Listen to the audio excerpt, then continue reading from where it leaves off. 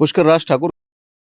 Clear हूं, मैं हमेशा डिप्स पे खरीदता हूँ या सस्ता खरीदता हूँ। जब हम बात करते हैं स्टॉक मार्केट की, मैंने अपना एक सिस्टम अपने लिए बनाया है। तो मैंने अपने सिस्टम का स्टॉक मार्केट में अपने लिए नाम दिया है डुअल कंपाउंडिंग सिस्टम। क्या मतलब?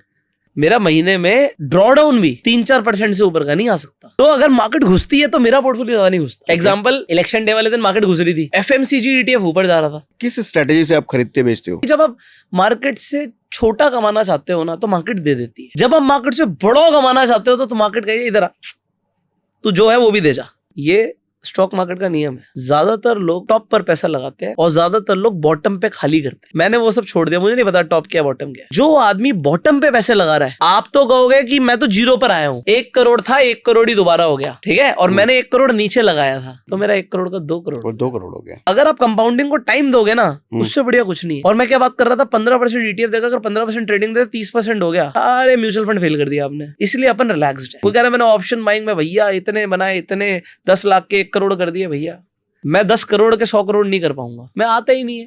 क्यों ईटीएफ ये स्टॉक क्यों नहीं? आज हमारे साथ हैं पुष्कर राज ठाकुर और इनकी एक्सपर्टीज पैसों के बारे में है। आपने इनको यूट्यूब पर देखा ही होगा। तो आज इनसे हम प्योर पैसे की बातचीत करने वाले हैं। So here we have. कैसे हो पुष्कर सर आप? बहुत बढ़िया जी, बहुत बढ़िया, thank you so very much. तो आज हम पैसों के बारे में बहुत सारी बातें करने वाले हैं आपसे, मतलब सीखने वाले हैं। जो मर्जी बात कीजिए। पुष्कर राज ठाकुर कहाँ कहाँ इन्वेस्ट करते हैं वैसे?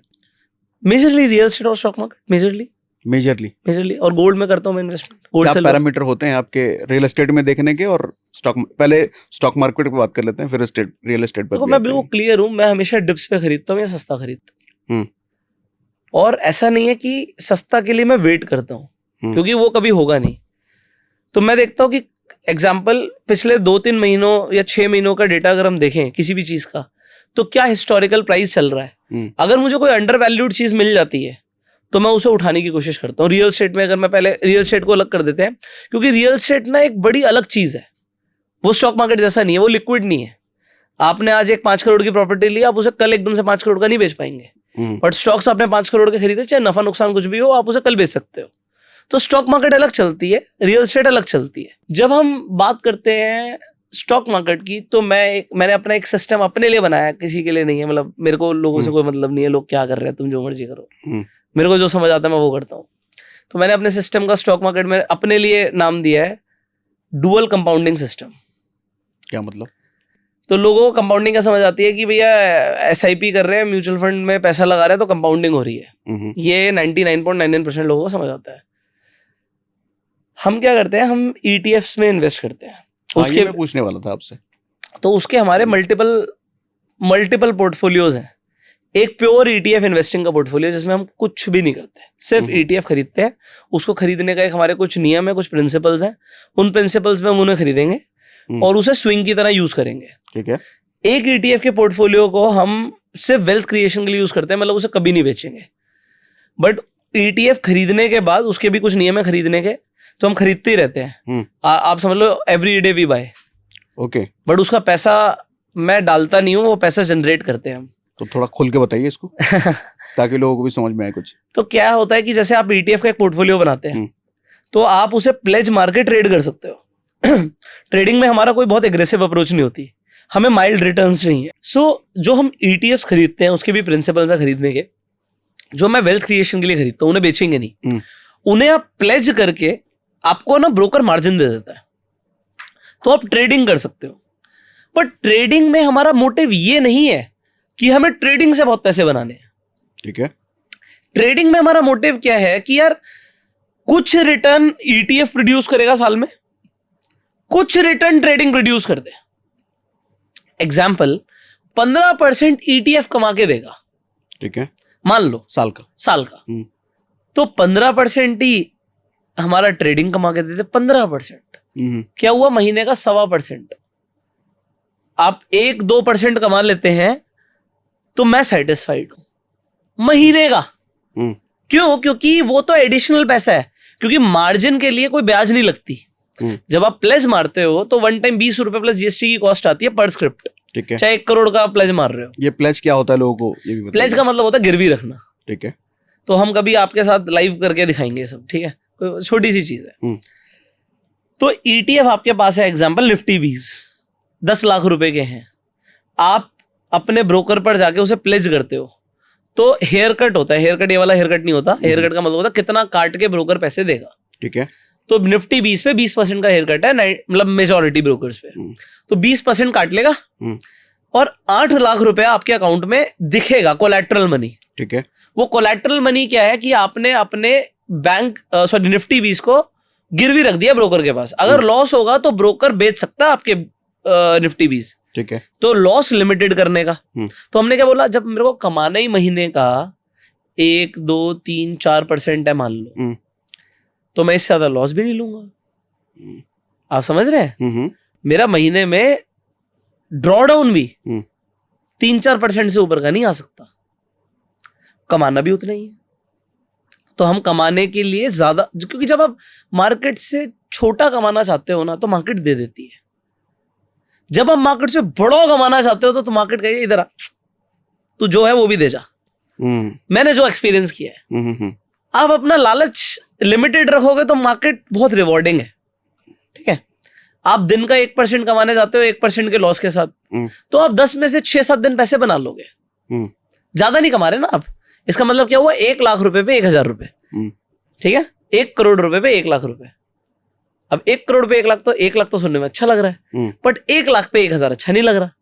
परसेंटेज भाई सेम ही होती है। जब आपके पास थोड़े से पैसे आ जाएंगे तो आपको समझ आएगा, अगर आपका कोई ऐसा डुअल कंपाउंडिंग सिस्टम चल जाए जिसमें आपको ETF के ऊपर 15 की जगह 20 भी बना सकते हो अगर आप चाहो तो, मतलब बैक टेस्टिंग तो कहती है कि बनता है उससे ज्यादा। अगर हम पिछले 15 सालों में देखें तो, क्योंकि मैं सिर्फ बैंक 20 नहीं खरीदता या निफ्टी 20 नहीं खरीदता, मैं गोल्ड भी खरीदता हूँ, मैं सिल्वर भी खरीदता हूँ, मैं हैंगसेंग 20 भी खरीदता हूँ, चाइना का इंडेक्स भी खरीदता हूँ, नैस्डैक भी खरीदता हूँ, MAH के टेक भी खरीदता हूँ, चाइना का टेक, मून 100 भी लेते हैं। हाँ, मॉन 100 भी लेते हैं, तो नैस्डैक हो गया वो। फैंग भी लेता हूँ, मेफैंग हो गया आपका, Facebook, Apple, Netflix, Google, Amazon और बाकी और 5 कंपनियां, तो वो भी खरीदता हूँ। फिर मैं मोमेंटम ETF भी खरीदता हूँ, ऑटो 20 भी खरीदता हूँ, फार्मा 20 भी खरीदता हूँ, IT 20 भी खरीदता हूँ। पोर्टफोलियो बहुत बड़ा है, ठीक है। तो अगर मार्केट घुसती है तो मेरा पोर्टफोलियो ज्यादा नहीं घुसता। एग्जाम्पल, इलेक्शन डे वाले दिन मार्केट घुस रही थी, FMCG ETF ऊपर जा रहा था, समझ रहे हैं आप? गोल्ड नहीं गिरा, सिल्वर नहीं गिरा, तो आपका पोर्टफोलियो पूरा नहीं घुसेगा कभी, ठीक है। तो मार्केट में क्या होता है, सब कुछ नहीं गिरता, गिरती मार्केट में भी कुछ शेयर्स बढ़ रहे होते हैं, कोई सेक्टर चल रहा होता है, तो इसलिए आप थोड़े डाइवर्सिफाइड हो जाते हो। ओके, और वो तो वेल्थ क्रिएशन के लिए, तो सोचा ही नहीं कि खरीदा तो बेचेंगे ही नहीं। तो किस स्ट्रेटेजी से आप खरीदते बेचते हो? हर डिप पे, ओनली डिप देखना? Dip, only dip. वो कितना डिप देखते हो? कम से, देखो मैं ये देखता हूँ कि अगर मैं, चलो रूल बता देता हूँ, कोई ऐसी बात नहीं है कि इस रूल से कुछ हो जाएगा। तो मेरा रूल क्या रहता है कि मैं अपना बता रहा हूँ, ठीक है। अगर मार्केट का एक ETF 1% गिरा है, ठीक है, और मार्केट अप ट्रेंड में है, तो मैं 25,000 का खरीदूंगा। मार्केट अप ट्रेंड, ETF 1% नीचे है, और अगर मार्केट डाउन ट्रेंड में है और अब ETF 1% गिरा, तो मैं पूरा 1 लाख का खरीदूंगा।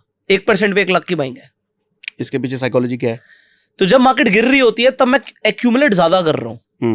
मार्केट गिरती जा रही है, अब ये तो पता नहीं बॉटम कब बनेगा, ठीक है। तो मार्केट डाउन ट्रेंड में है, वो गिर रही है, तो वहां पर मैं ज्यादा पैसा लगा रहा हूँ, ETF एग्रेसिवली बाय कर रहा हूँ। 2% गिरने पे 2 लाख का खरीद लिया, 1% गिरने पे 1 लाख का खरीद लिया, 0.5% गिरने पे 50,000 का खरीद लिया, खरीदते जा रहा हूँ, वहां पे एक्यूमुलेशन बड़ा हो गया।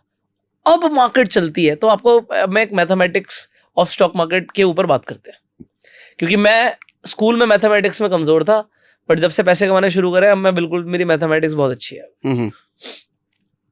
सर, आप 1 लाख रुपए से ट्रेडिंग कर रहे थे, आपका लॉस होता है 50% का, तो कितने का लॉस हो गया? 1 लाख का 50% तो आधा हो गया, 50,000 का लॉस हो गया। तो आप मान लीजिए ऑप्शन बायर थे, आपका 1:1 था, एग्जाम्पल कोई ट्रेड, तो 50,000 आएगा, 50,000 जाएगा, ठीक। 1 लाख रुपए पे जब आप थे, 50-50%, 50% कमाऊंगा, 50% दूंगा। 1 लाख पे 50,000 रुपए घुस गया, तो 50,000 बना। अब अगर आप दोबारा ट्रेड मारेंगे और 50,000 पे फिर से आपका प्रॉफिट हो गया 50% का, 25,000, तो आप अभी भी 25% के लॉस में। बिल्कुल सही है। हाँ। अब मेरी बात करो, लोग ज्यादातर क्या करते हैं, टॉप पे बाय करते हैं। ये स्टॉक मार्केट का नियम है, ज्यादातर लोग टॉप पर पैसा लगाते हैं और ज्यादातर लोग बॉटम पे खाली करते हैं। ठीक है, मैंने वो सब छोड़ दिया, मुझे नहीं पता टॉप क्या बॉटम क्या है। मेरे को तो बस परसेंटेज ऑफ ETF देखना और देखना निफ्टी डाउन ट्रेंड में है, निफ्टी अप ट्रेंड में है। अब मैंने क्या किया, मैंने अपना नियम बनाया कि जब निफ्टी डाउन ट्रेंड में होगा, अब हो सकता है मार्केट 50% घुस रही हो, ठीक है, अब आप मेरी बात को समझना।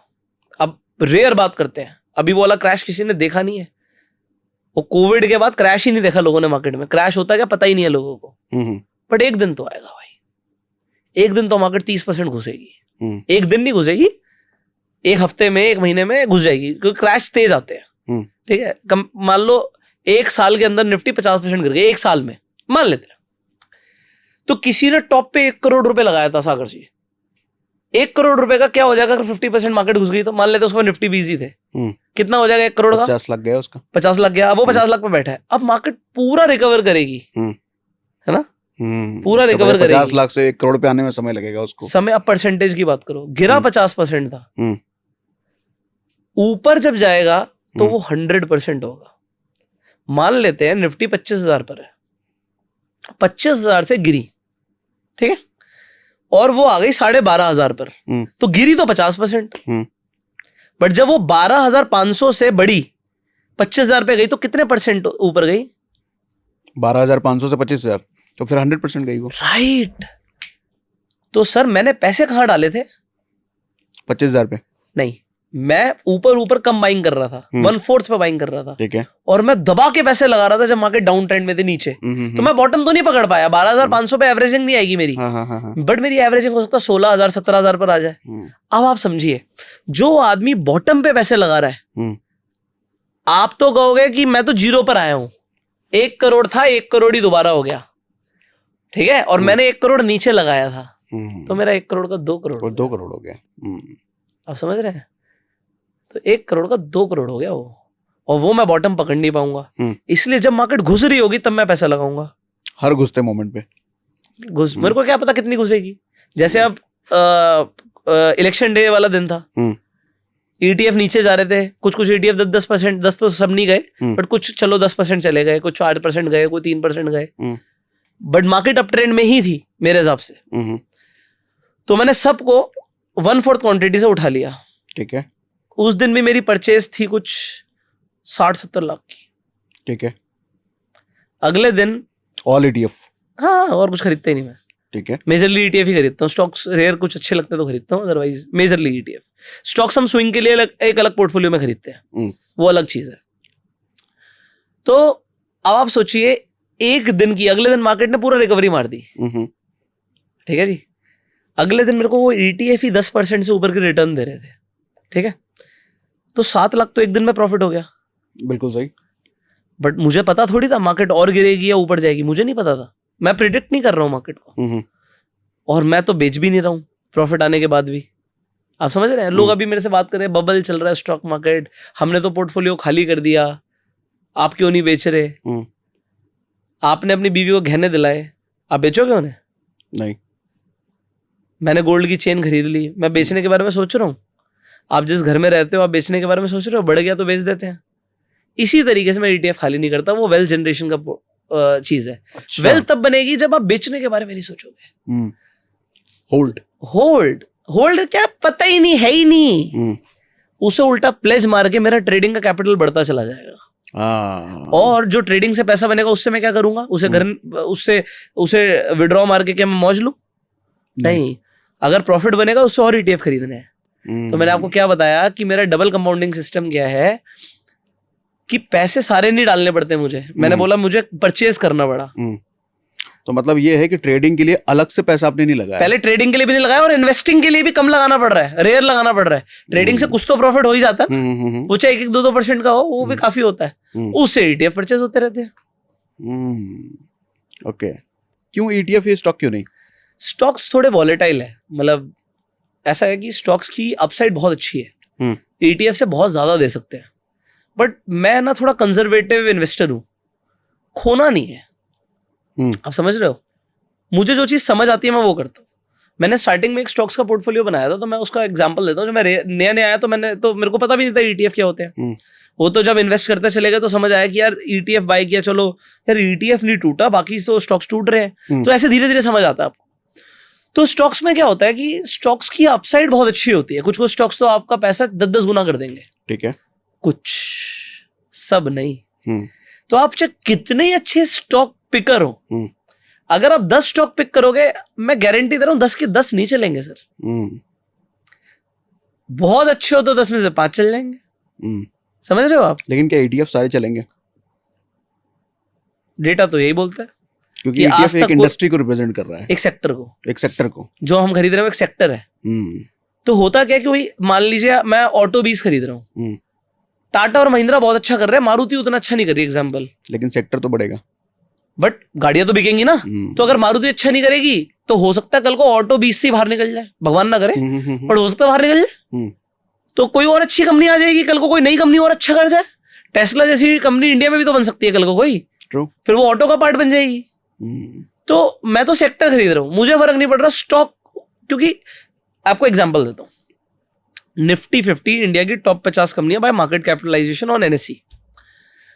तो UPL उसका एक पार्ट हुआ करता था, अभी रिसेंटली बता रहा हूं मैं आपको। बट हुआ क्या कि UPL इतना अच्छा परफॉर्म नहीं कर रहा था, उसकी मार्केट कैप कम गई, शेयर परफॉर्म नहीं कर रहा था, तो अब निफ्टी 50 से बाहर हो गया और श्रीराम फाइनेंस ने उसकी जगह ले ली। तो टॉप मार्केट कैपिटलाइजेशन के हिसाब से जो टॉप शेयर्स होंगे 50, वही टिकेंगे निफ्टी में। तो आपको शेयर नहीं देखना, आपको देखना टॉप 50 कौन से। ऐसे ही जैसे मैं स्मॉल कैप में इन्वेस्टमेंट करता हूं, तो स्मॉल कैप के मार्केट कैपिटलाइजेशन के अकॉर्डिंग टॉप 250 में मैं इंटरेस्टेड हूं। अब स्मॉल कैप तो बहुत सारे हैं, हो सकता है मैं इतना इंटेलिजेंट ही ना हूं। अब कोई कहेगा यार मेरी तो ना एक स्टॉक में 1000% रिटर्न बन गई, तुम्हारी तो 20% ही बनी है। मैं कहता हूं बहुत बढ़िया, कितने पैसे लगाए थे उसमें? आपके कहने में मैं किसी स्टॉक में क्या 10 करोड़ लगा दूं? बहुत ही अच्छा कह रहे हैं। नहीं यार, मतलब ऐसा लगेगा कि यार आपको उसे डाइवर्सिफाई करना है। हर आदमी कहेगा अरे स्टॉक कैसा थोड़ी होता है, हम 10, 20, 30 स्टॉक का पोर्टफोर्लियो बनाएंगे, तो भैया ETF ही खरीद लो। जब आप 30 स्टॉक्स पिक करने वाले हो तो ETF ही खरीद लो और ETF का पोर्टफोलियो बना लो। तो ETF को प्रमोट करने वाले, मतलब इंटरनेट पे बहुत सारे लोग अलग अलग चीजें प्रमोट करते हैं। मैं वो चीज प्रमोट करता हूँ जो मैं खुद करता हूँ। आप समझ रहे हैं? मैं खुद करता हूं, मुझे वो अच्छा लगता है, इसलिए मैं बोलता हूं यार ETF इन्वेस्टिंग अच्छी इन्वेस्टिंग है। एक्सपेंस रेशियो भी कम है, म्यूचुअल फंड की तरह एग्जिट लोड भी नहीं है। आप अपने सामने अपना प्राइस सिलेक्ट कर सकते हो कि किस प्राइस पे मुझे बेचना है, लिमिट ऑर्डर लगा के बाय कर सकते हो, बेस्ट है। तो मल्टी बैगर स्टॉक वाला जो माइंडसेट होता है वो ETF के साथ नहीं हो सकता ना? ठीक है, कोई प्रॉब्लम नहीं है, चाहिए नहीं उतना। अब चाहिए नहीं ना यार, जरूरतें बहुत कम है, 2 रोटी खानी है। मतलब प्राइमरी आपने बोला कि मुझे खोना नहीं है, मल्टी बैगर चुनने में बड़ा रिस्क है, आप जो है वो भी जाएगा। सर मैं एक चीज जानता हूं, आज आप वॉरेन बफे को क्यों जानते हो? क्योंकि वो 90s के अंदर है। अगर आज कोई अच्छा इन्वेस्टर, आज हम 20s में है, मैं 29.5 हो गया हूं, तो अब 30s में आ जाऊंगा। मुझे इतना पता है वॉरेन बफे बने ना बने, बट अगर कंपाउंडिंग ठीक चलती रही ना तो 90s के अंदर अपने पास भी बतेरा पैसा होगा। बट 90s तक जीना है। आप समझ रहे हैं? राकेश झुनझुनवाला जी बहुत शानदार इन्वेस्टर थे, थोड़ा कम जिए, थोड़ा और जीते तो बहुत मजा आता। आप समझ रहे हो? तो अगर आप कंपाउंडिंग को टाइम दोगे ना, उससे बढ़िया कुछ नहीं है। और मैं क्या बात कर रहा था, 15% ETF देगा, अगर 15% ट्रेडिंग दे 30% हो गया, सारे म्यूचुअल फंड फेल कर दिया आपने, सारे फेल कर दिए। इसलिए अपन रिलैक्स्ड है। कोई कह रहा है मैंने ऑप्शन बाइंग में भैया इतने बनाए, इतने 10 लाख के 1 करोड़ कर दिए। भैया मैं 10 करोड़ के 100 करोड़ नहीं कर पाऊंगा, मैं आता ही नहीं है। इतना बड़ा रिस्क नहीं ले सकते। छोटा छोटा रिस्क लेके छोटा छोटा पैसा बना के लॉन्ग टर्म में पैसा बन जाएगा, एंड उसे हम एंजॉय कर रहे हैं। और साल का जो प्रॉफिट बनेगा उसका 5% निकाल के एंजॉय कर लेंगे। ठीक है, जब हम 90s में जाएंगे ना, आपसे 5% खर्च नहीं होगा। 90s छोड़ो, आप कंपाउंडिंग का कैलकुलेशन करना, आप बड़ा करते हैं कैलकुलेशन। तो अगर कंपाउंडिंग 30% से होने लग गई ना, और कोई आम आदमी भी है महीने का, अगर वो कहे जी बहुत एग्रेसिव तरीके से मैं 50,000 रुपए इन्वेस्ट कर लूंगा, तो 50 साल के जब हो गए ना, तो 5% प्रॉफिट नहीं खर्च कर पाओगे, संभाल नहीं पाओगे, इतना बड़ा पैसा होगा वो खर्च ही नहीं होगा। कहोगे यार मैं 5 स्टार में तो रुक ही रहा हूं, अब इसके अलावा क्या करूं? मैं बिजनेस क्लास में जा रहा हूं, चल फर्स्ट क्लास में चला जाता हूं, और क्या करूं? इतना पैसा होगा तो टाइम तो दो। पर बात क्या है, लोगों को 50 साल में अमीर नहीं बनना, लोगों को 5 दिन में अमीर बनना है। फिर आप स्टॉक मार्केट से दूर रहो, आप कसीनो जाओ। मैं कभी कभी कसीनो जाता हूँ, मैं सच बता रहा हूँ, कभी कभी, और एक ही चीज खेलता हूँ मैं, रोले मुझे आता नहीं, अभी ब्लैक जैक और पोकर वोकर अभी आता नहीं। अपनी मैथमेटिक्स सब समझ आती है। मेरी कुछ मैथमेटिकल कैलकुलेशन है, मुझे पता है मुझे कितना कमाना है और कितने खोने पे खड़ा हो जाना है। ऐसा नहीं है कसीनो में लॉस नहीं होगा, बट मैं ज्यादातर टाइम कसीनो में जाके फन के लिए खेलता हूँ और आधे घंटे के अंदर प्रॉफिट करके खड़ा हो जाता हूँ, जितना मुझे करना होता है।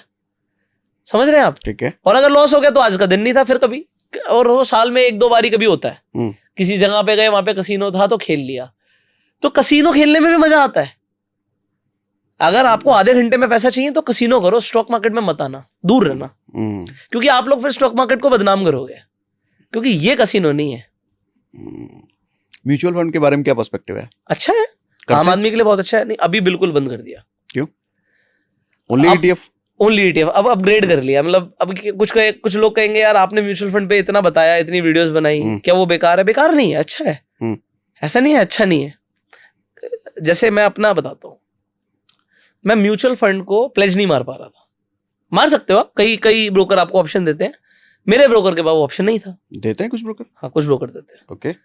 तो आप म्यूचुअल फंड को प्लेज रेयरली कर पाते हो, और फिर मैंने बोला वो डुअल कंपाउंडिंग वाला सिस्टम नहीं काम कर रहा था, इसलिए मैं ईटीएफ करता हूँ। ऐसा नहीं म्यूचुअल फंड बेकार है, आप अपना जॉब से पैसे कमा रहे हैं, आप हर महीने म्यूचुअल फंड में पैसे डाल रहे हैं, कोई प्रॉब्लम नहीं है।